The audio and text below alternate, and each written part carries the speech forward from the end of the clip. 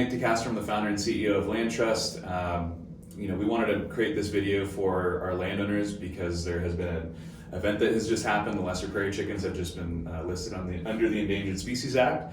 So, as a partner to our landowners, we want to make sure that they have all the information they can. We wanted to tap Jonathan's background here. Jonathan is from PERC. I'll let him tell you what PERC is and why they're kind of experts in this. So tell us about PERC and then tell us about yourself. Awesome. So PERC, the Property Environment Research Center, is the national leader in market solutions to conservation challenges. And the basic motivation behind our work is we want to see conservation pay for private landowners and others who are actively investing in conserving and restoring the environment. Basically, the inspiration comes from an old quote that, now I'm blanking on the quote, I should not. Is that Leopold? Yeah, Leopold. Thank you.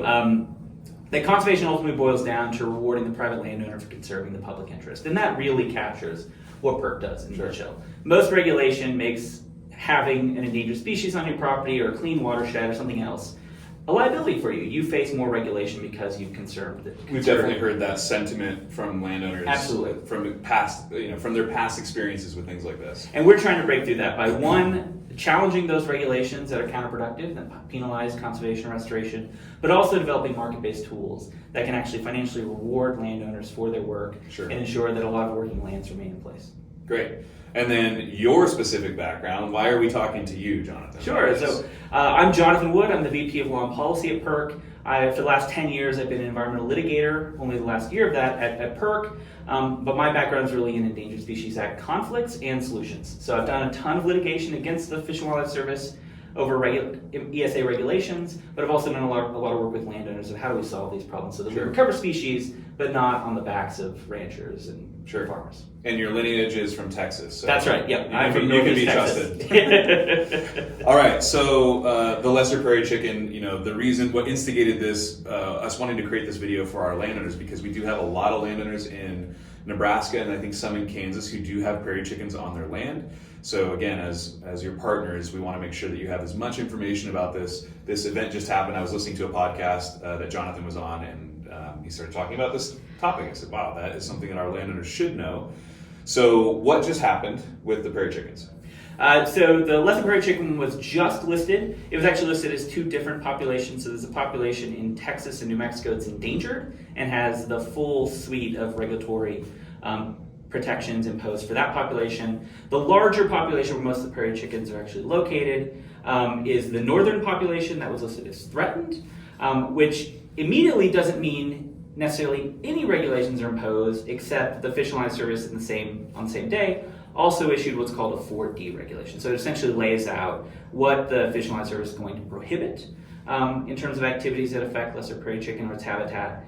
And the rule, as finally enacted, basically says everything is prohibited except for a handful of exemptions that we'll talk about, most of which were designed to make it slightly easier for farmers and ranchers to continue their work, but still fall short of the ideal of really rewarding those ranchers and landowners. So it might not be as much of a penalization per se, exactly. But it's still not where we'd like to see things. Yeah, you're grounded for a week, not a month. It's a matter of degree more so than changing the perspective so that we're actually going out and rewarding landowners. Okay, so predominantly most of our landowners are working ranches and row crop producers. So I know and prior to filming this, you and I were talking about there is a little bit of a difference between if you're if you're a rancher or if you're in row crop. So can you give us what the implications will be for those two different types of landowners? Yeah, absolutely. And so as background, the reason why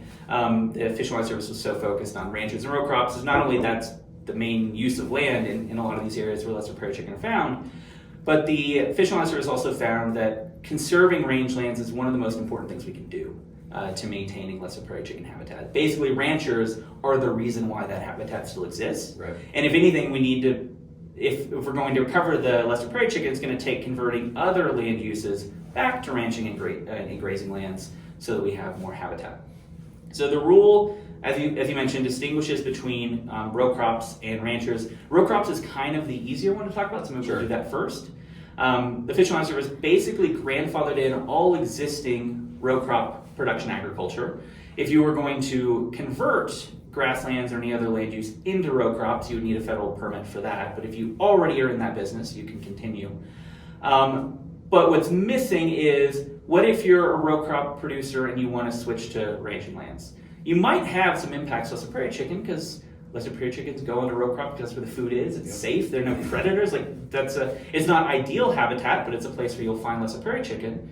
Do you run the risk of being punished under the federal rule by actually doing something beneficial to the species, converting row crops to rangelands, because you didn't have that federal permit accidentally affected a Lesser Prairie Chicken?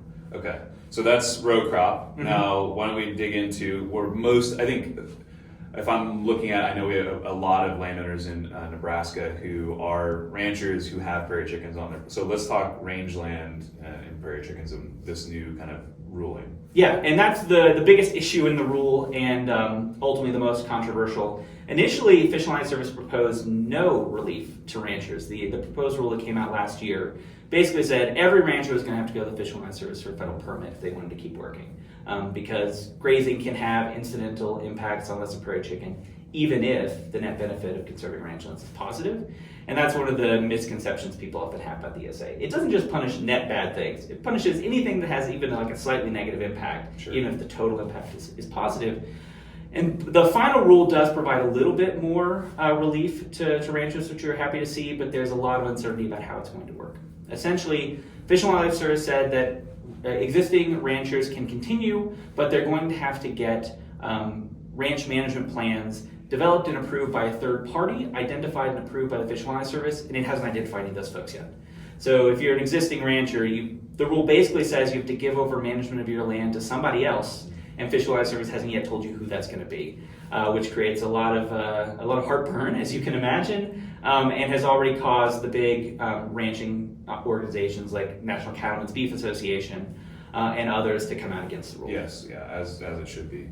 Okay, so what do you think is next? This just happened when? So when did this ruling come down? Yeah, it literally just happened last month, so a lot of things are still being looked at. Like, we don't know how it's going to be implemented.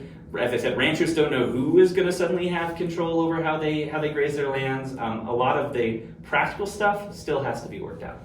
Is there opportunity for NCBA, any of the ranch and grazing organizations to sue or is this is done, like the federal government has stamped their boot on our throats, or is there opportunity for the private landowning ranching community to actually say, hey, we want to say on this? There is definitely an opportunity to sue, and I'd be kind of shocked if there wasn't litigation. Okay.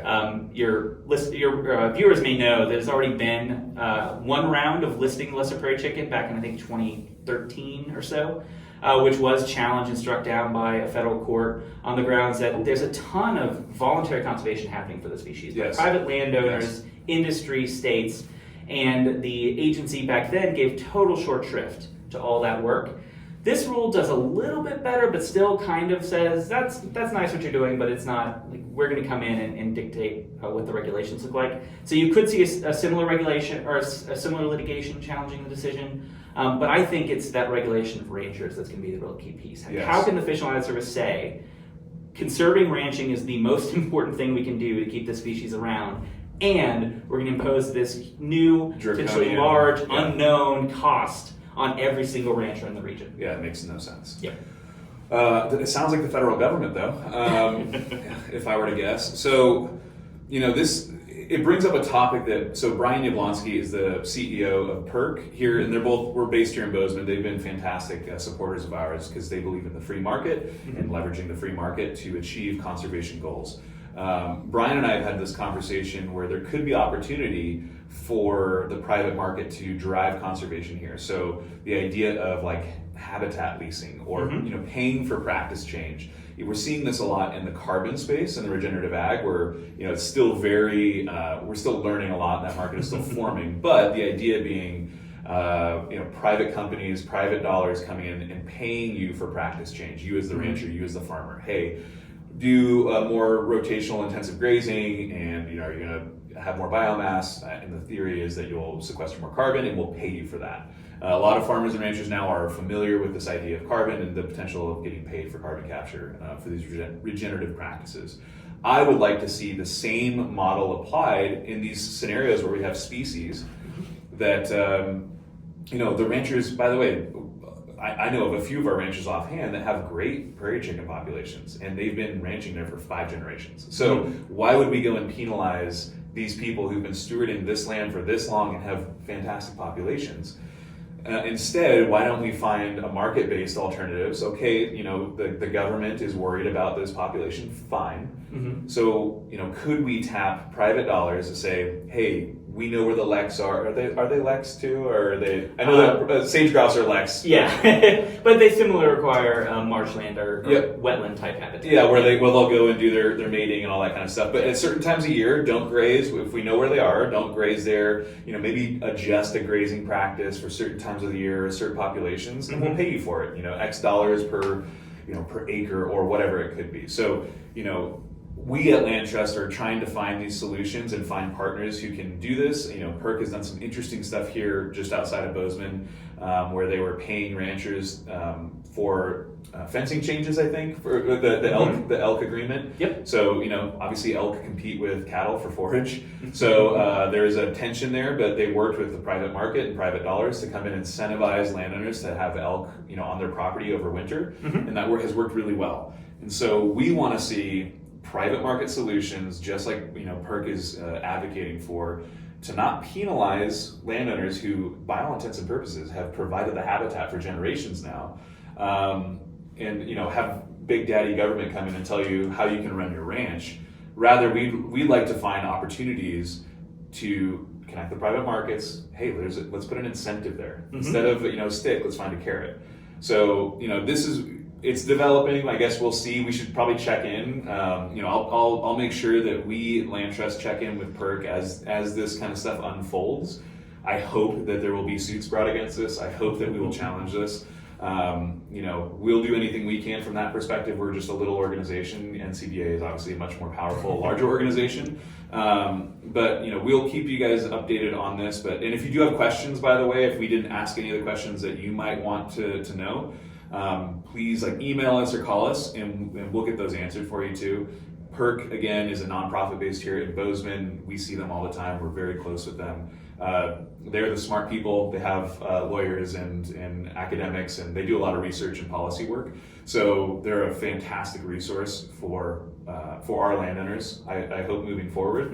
And as these issues unfold, we will try to bring in their expertise to get these kind of just candid conversations. So we appreciate you guys watching. Again, if you do have other questions that I didn't ask, please send them in to us. We will get answers to those. We might not be able to have answers because it sounds like it's still unfolding, but send them to us, and we'll try to get those answered for you. Thank you, everybody.